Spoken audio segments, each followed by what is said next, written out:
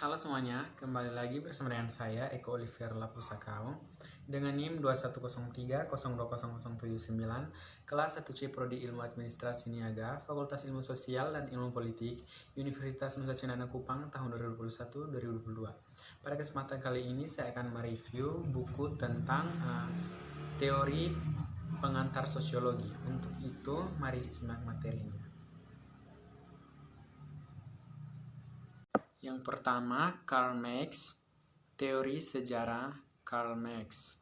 Marx memahami sejarah ekspansi progresi dalam kekuatan material atau ekonomi dalam masyarakat, yaitu dalam kemajuan yang dibuat oleh masyarakat dalam mengatur produksi materialisasi mereka, misalnya pertanian dan juga jasa. Teori Marx sering disebut sebagai materialisasi sejarah karena ia berfokus pada kondisi material atau ekonomi. Dalam masyarakat, bagaimana kondisi tersebut menentukan struktur sosial dan hubungan sosial, seperti yang diuraikan dalam Collaboration Intellectual Marx Frederick Editions. Sifat manusia. Marx pandangan tentang sifat manusia sering disalahpahami karena Marx kita terhadapnya ketidaksetaraan yang terstruktur dalam masyarakat kapitalis. Orang-orang yang tidak mempelajarinya cenderung berpikir bahwa ia menentang pekerjaan ini jauh dari benar. Marx pada kenyataannya memiliki pandangan yang sangat positif tentang kerja dan kerja. Dia melihat keterampilan dan kapasitas produktif individu sebagai bagian integral dari apa artinya ia menjadi manusia melalui kerja, kemampuan untuk bekerja, dan mengubah alam.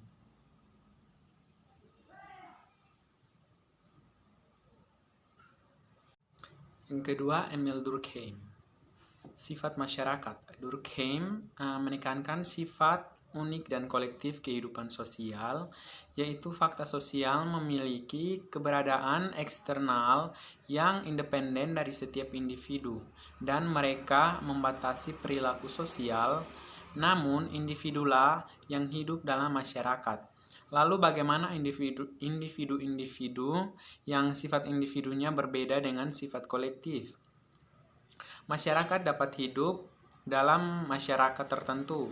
Ini bagi Durkheim adalah tugas dari seorang sosiologi menganalisis materialitas, transformasi sosial, dan kohesi sosial. Ada banyak pembicaraan tentang besarnya perubahan sosial yang terjadi akibat globalisasi ekonomi dan budaya. Ada juga banyak perubahan ekonomi, sosial, dan teknologi yang terjadi di bagian akhir abad ke-19 ketika Durkheim dan Marx sedang menulis. Seperti Max Durkheim disebutkan dengan perubahan di sekitarnya, industrialisasi, urbanisasi, imigrasi, dan pertumbuhan penduduk, perubahan yang biasanya dilihat sosiologi sebagai pembeda masyarakat modern dan masyarakat tradisional.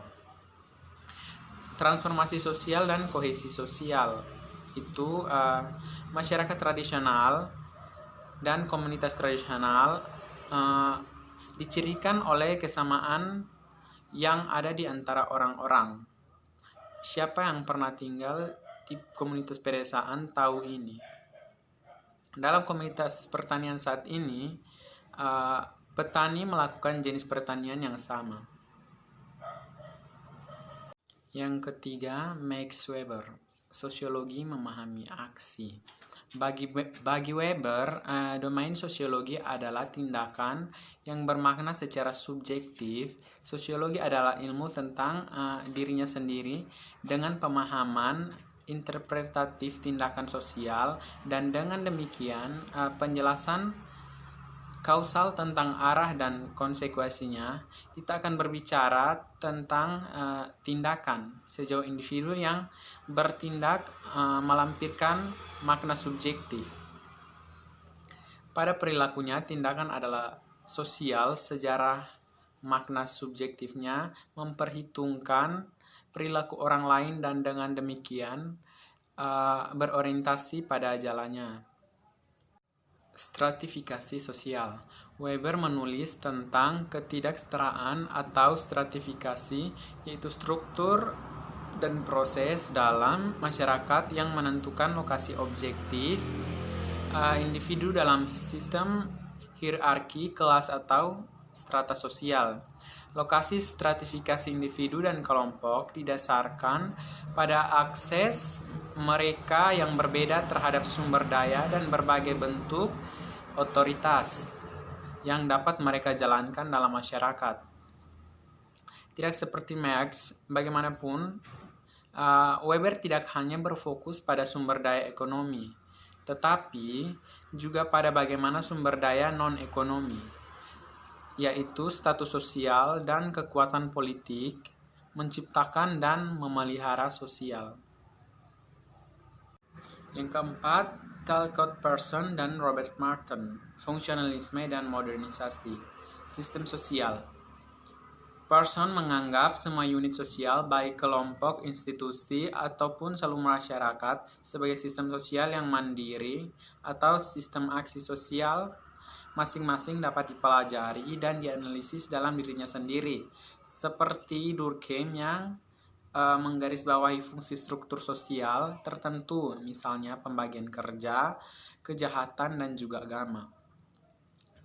Persson dianggap sebagai struktural fungsionalis karena fokus utamanya adalah analisis struktur sistem nilai sosial dan substansinya atau realisasinya fungsional dalam melihat masyarakat, tautan sosial, keseimbangan sistem, dan lain-lain.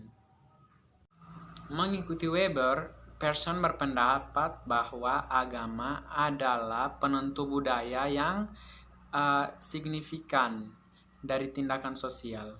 Dia juga berpendapat bahwa sama seperti masyarakat modern berkembang dan menjadi lebih kompleks dalam struktur dan lembaga, atau memiliki pembagian yang lebih berbeda dari lembaga kerja sebagaimana diuraikan oleh Durkheim.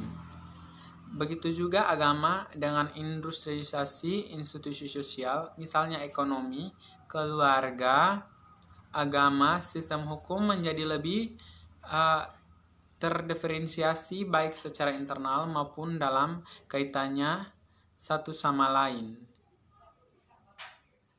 Yang kelima, teori kritis tentang teknologi, budaya, dan politik. Tumbuh tulisan yang dibahas dalam bab ini disebut sebagai kritis teori. Disebut demikian karena menekankan penggunaan akal yang kritis dan reflektif dalam menilai dan menunjukkan penerapan nilai-nilai pencerahan, misalnya akal, kesetaraan, tekad individu dan kolektif. Masyarakat teori kritis paling erat terkait dengan ahli teori yang menerapkan bagian dari Mazhab Frankfurt. Dinamakan demikian karena pendiriannya sebagai institut penelitian sosial independen di Frankfurt, Jerman. Budaya, massa, dan konsumsi. Teori kritis berfokus pada budaya masyarakat. Konten media yang dihasilkan oleh teknologi canggih berorientasi pada keuntungan industri dan budaya, dan berikan kritik pedas. Meskipun mungkin terlalu pesimis, dekade awal televisi melihat komitmen perusahaan misalnya oleh NBC, CBS, dan ABC di Amerika Serikat dan Inggris untuk mendidik publik, membuat pemirsa dapat informasi yang baik tentang politik dan peristiwa dunia, dan memberi mereka hiburan akan meningkatkan dan bukannya membodohi minat intelektual dan budaya mereka dan pemahaman psikologis mereka tentang kondisi manusia. Namun tujuannya semakin tergeser oleh kekhawatiran akan kebudayaan perusahaan. Konflik kekuatan dan ketergantungan di proses makro masyarakat. Masyarakat terdiri dari kekuatan yang tidak setara dan kepentingan kelompok yang bersaing dan harus dipahami. Dalam hal ini, paksaan dan batasan daripada kepatuhan sukarela atau konsensus kekuasaan. Dipahami dalam hal paksaan, dia berpendapat terbagi secara tidak merata dan karenanya menjadi sumber gesekan yang bertahan lama. Sebuah poin yang kita lihat berulang kali digarisbawahi dengan berbagai konflik etis dan kelompok yang menjadi ciri masyarakat. Apapun dapat digambarkan dalam bentuk antagonisme antara kekuasaan dan perlawanan. Pembangunan ekonomi, meskipun kerangka analisis yang berbeda dari Dahrendorf atau konflik kelompok kepentingan dan persons atau nilai konsensus dan Mills atau elit kekuasaan, Dahrendorf atau kelompok kekuasaan ganda dan juga person keseimbangan kekuasaan. Konteks masyarakat menginformasikan analisis masing-masing oleh Amerika Serikat dan juga untuk Dahrendorf negara-negara industri Eropa fokus ini sebagai disebut fakta bahwa pada periode pasca perang dunia kedua dengan kemenangan demokrasi atas fasisme, Amerika Serikat dipandang sebagai masyarakat modern protopikal seperti yang kristalkan oleh Parsons. Anggapannya adalah bahwa semua negara. Baik, demikian video review saya mengenai pengenalan teori sosiologi dari berbagai tokoh. Semoga video ini dapat bermanfaat bagi kita semua walaupun masih banyak kekurangan yang terdapat dalam video review ini. Untuk itu, jika ada kata maupun tindakan yang kurang berkenan di hati teman-teman semua, mohon dimaafkan. Sampai jumpa dan terima kasih.